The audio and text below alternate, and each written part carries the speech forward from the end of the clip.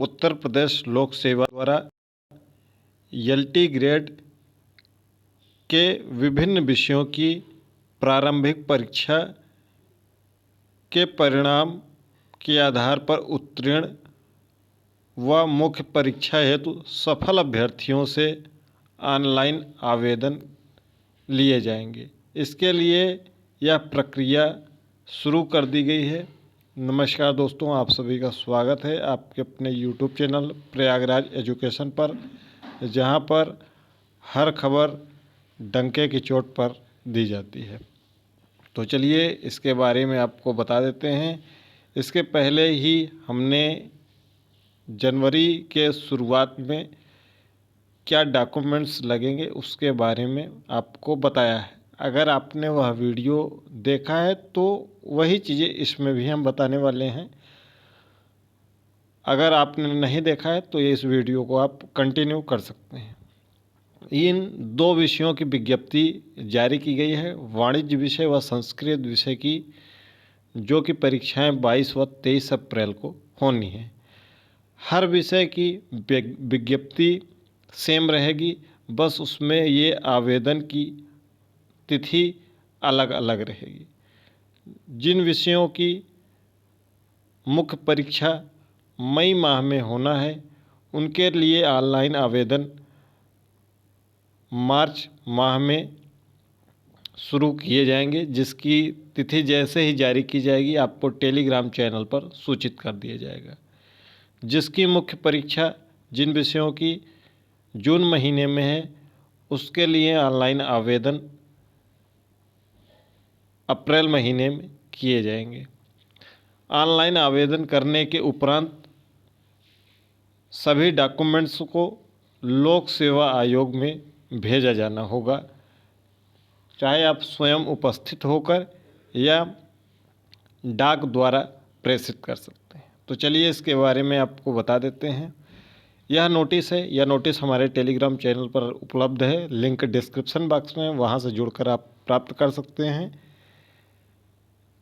सहायक अध्यापक प्रशिक्षित स्नातक श्रेणी पुरुष महिला शाखा 2025 के वाणिज्य विषय की प्रारंभिक परीक्षा के परिणाम के आधार पर मुख्य परीक्षा हेतु सफल घोषित अभ्यर्थियों को एतत् द्वारा सूचित किया जाता है कि मुख्य परीक्षा हेतु ऑनलाइन आवेदन की प्रक्रिया 25 फरवरी से उपलब्ध रहेगी।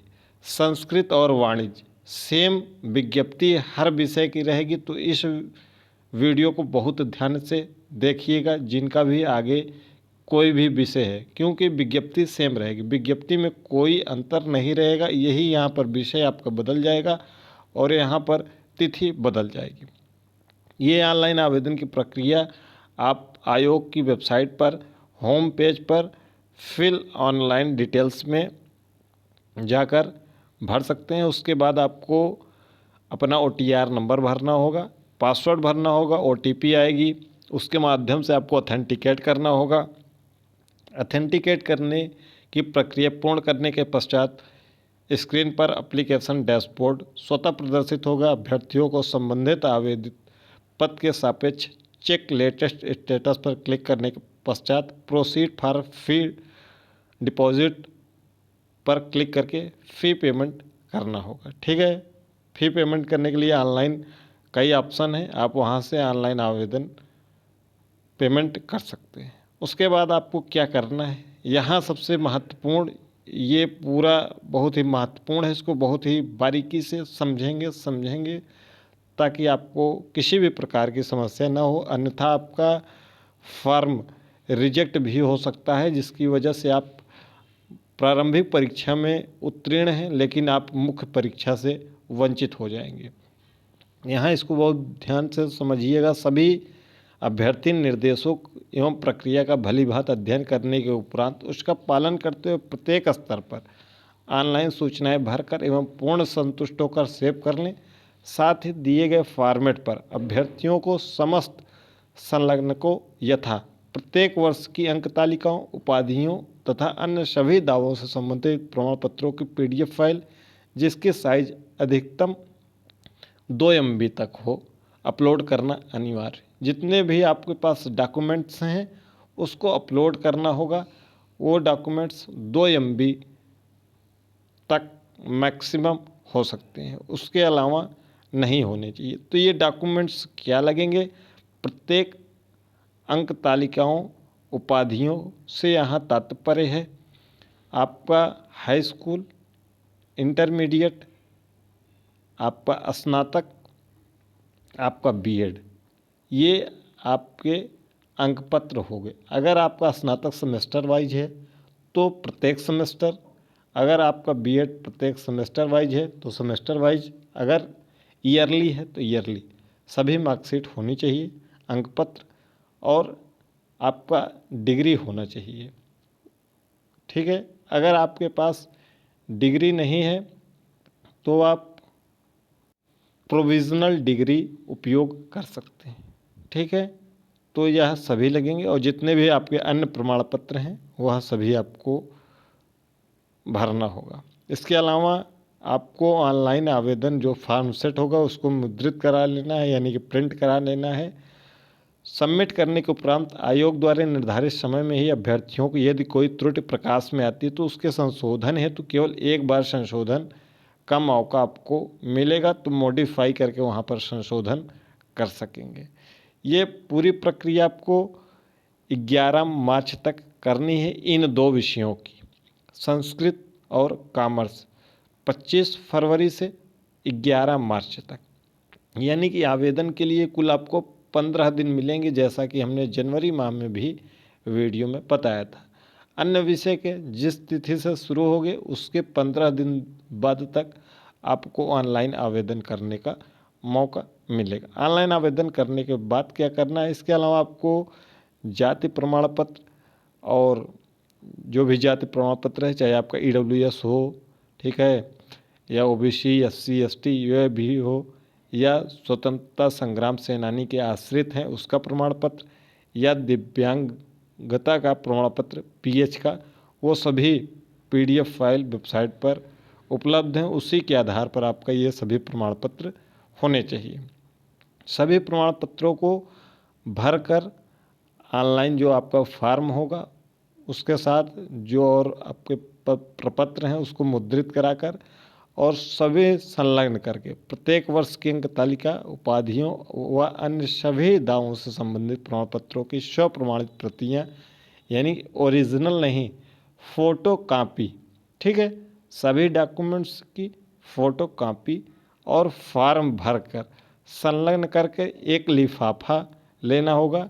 उस लिफाफे में एक मुद्रित पता पर्ची, जिसको एड्रेस स्लिप कहते हैं, उसको मुद्रित कराना होगा। यह मुद्रित उस पर कराना है, उसमें लिखना है सचिव उत्तर प्रदेश लोक सेवा आयोग, परीक्षा 6 अनुभाग 10, कस्तूरबा गांधी मार्ग, प्रयागराज, पिन कोड ये, ठीक है, को पंजीकृत डाक अथवा व्यक्तिगत रूप से आयोग के गेट संख्या 3 पर स्थित डाक अनुभाग के काउंटर पूछताछ पर अवश्य उपलब्ध करा दें।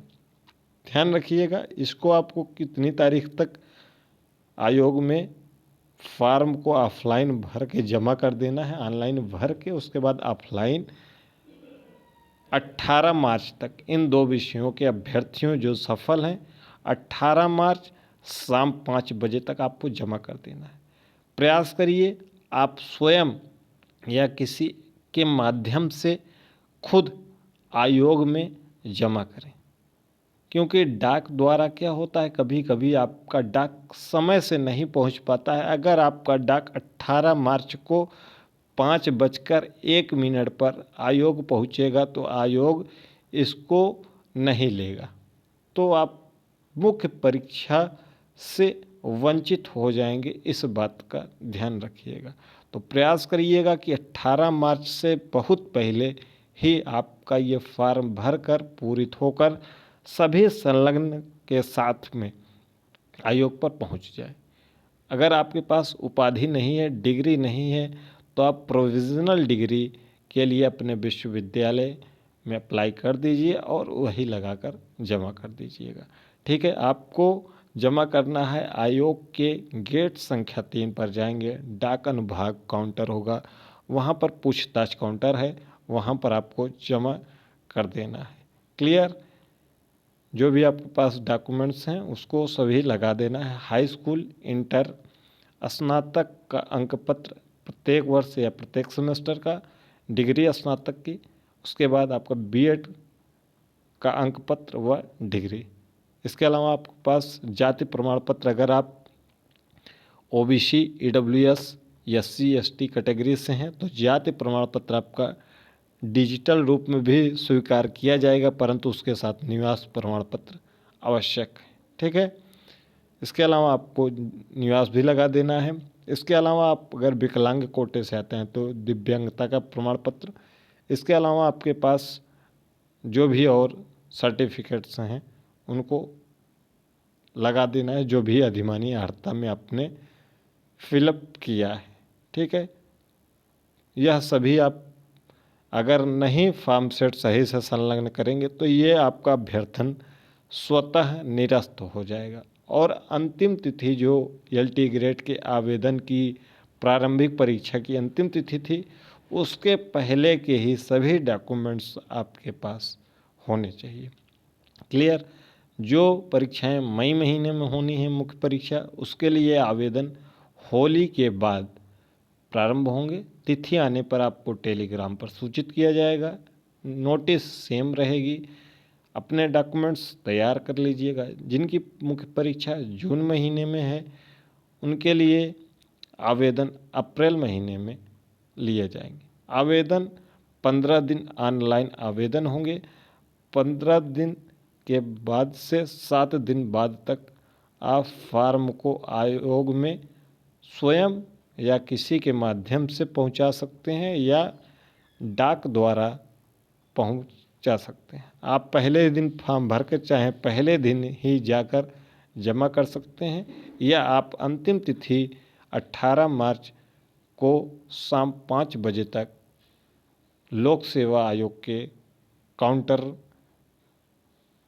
पर, जो डाक अनुभाग है गेट संख्या 3 पर, वहां पहुंचा सकते हैं। ये रही पूरी प्रक्रिया। जैसे ही एलटी ग्रेड मुख्य परीक्षा के लिए ऑनलाइन आवेदन प्रारंभ होंगे, आपको फॉर्म पूरित करके बता दिया जाएगा कैसे आपको फॉर्म पूरित करना है, कैसे आपको जमा करना है, कैसे आपका लिफाफा होगा, लिफाफे पर मुद्रित पर्ची कैसे होगी, आयोग पे कैसे भेजा जाएगा। इन सब के बारे में एक वीडियो और डिटेल में बहुत जल्दी ही आपके सामने आ जाएगी। तो चैनल को सब्सक्राइब करके नोटिफिकेशन ऑन कर लीजिएगा, ताकि आपको शिक्षक भर्ती से संबंधित हर एक अपडेट प्रयागराज एजुकेशन पर लगातार मिलती रहे।